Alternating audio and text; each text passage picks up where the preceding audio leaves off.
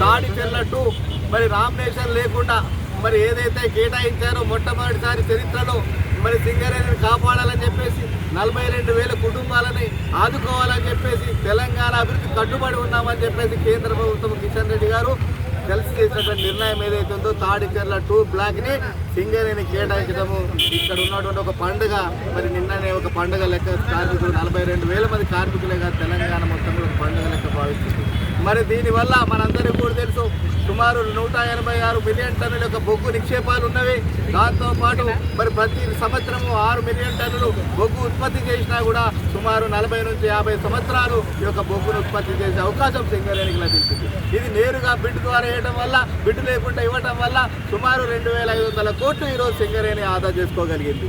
దాంతోపాటు మరి ఈరోజు రాష్ట్ర ప్రభుత్వానికి 15,000 కోట్ల రూపాయల రాయల్టీ కావచ్చు, ఇతర ఆదాయాల ద్వారా కావచ్చు 15,000 కోట్ల రూపాయలు ఈ యొక్క తెలంగాణ ప్రభుత్వానికి మిగులుతున్నది. దాంతోపాటు సింగరేణికి 65,000 కోట్ల రూపాయల ఆదాయం ఈ యొక్క గని ద్వారా తాడిచెర్ల 2 గని ద్వారా ఈరోజు సమకూరుతుంది. కాబట్టి ఈరోజు భారతీయ జనతా పార్టీ నరేంద్ర మోడీ గారి నేతృత్వంలో ఉన్నటువంటి కేంద్ర ప్రభుత్వం ఉన్నటువంటి పార్టీ ఈరోజు మరి సింగరేణి అభివృద్ధికి కట్టుబడి ఉన్నది. 42,000 కుటుంబాలు మరి భారతీయ జనతా పార్టీ కుటుంబాలుగా మేము భావిస్తున్నాం. కాబట్టి ఏ ఒక్క కుటుంబం కూడా ఈరోజు రోడ్డు మీద పడకూడదు. సింగరేణి భవిష్యత్తును కాపాడాలని ఈరోజు కేంద్ర ప్రభుత్వం.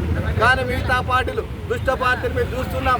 ఈరోజు బీఆర్ఎస్ పార్టీ గత 10 సంవత్సరాలు మరి సింగరేణి ఒక లక్ష్యం, ఒకటే కుటుంబం, ఒకటే గమ్యం, ఒకటే లక్ష్యం అని ఒక నినాదం ఉన్నది.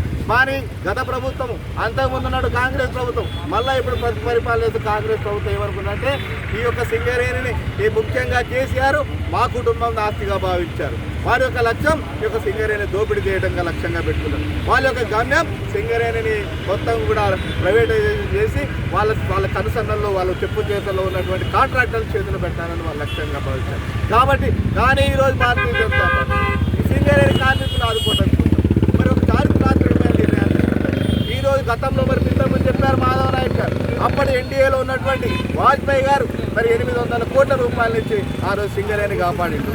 మరి మళ్ళీ ఇప్పుడున్నటువంటి నరేంద్ర మోడీ గారి ప్రభుత్వం సింగరేణి కాపాడటం కోసం తాడిచెర్ల 2 బ్లాక్ ఇచ్చింది.